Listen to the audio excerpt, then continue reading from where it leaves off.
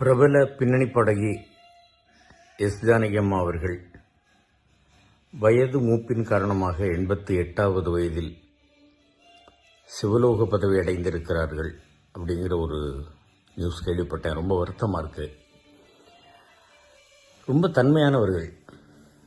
அவங்களுடைய குரல் எப்படி வேண்டுமானாலும் மாற்றிக்கொள்ளக்கூடிய ஒரு குரல்.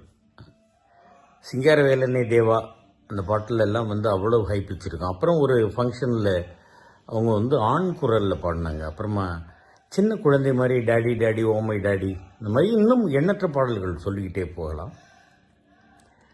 ரொம்ப தன்மையானவர்கள். எதுக்காக நான் சொல்கிறேன்னாக்கா, என்னை யாருன்னே தெரியாது. நான் அப்போ தான் சீரியலில் நடிக்க ஆரம்பித்த டைமும் 2-3 ஃபங்க்ஷனில் நான் அவங்கள பார்த்துருக்கேன்.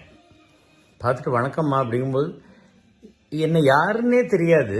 இருந்தாலும் நின்று நல்லா இருக்கீங்களா, சௌக்கியமாக இருக்கீங்களா அப்படின்னு கேட்டுட்டு போயிருக்காங்க. பாம்பேயில் என்னுடைய சகோதரி கணவர் சபா வச்சுருக்கும்போது பல தடவை அவங்க அங்கே போய் கச்சேரிக்கெல்லாம் போயிருக்காங்க. அவ்வளவு தன்மையாக அந்த ஃப்ளைட்டில் கொடுக்கக்கூடிய அந்த சாக்லேட்ஸ் இதெல்லாம் கூட கொண்டு போய் எங்கள் சகோதரி குழந்தைகளுக்கு, அப்போ சின்ன பையன்களாக இருந்தாங்க, அவங்களுக்கெல்லாம் கொண்டு போய் கொடுப்பாங்க அப்படின்றது எல்லாத்தையும் எங்கள் சகோதரி சொல்லியிருக்காங்க. அவர்களுடைய குரலுக்கு ரசிகர்களாக யாராலையுமே இல்லாமல் இருக்க முடியாது. அவர்களுடைய ஆன்மா சாந்தி அடையட்டும் அப்படின்னு இறைவனை வேண்டிக்கணும். அவ்வளோதான்.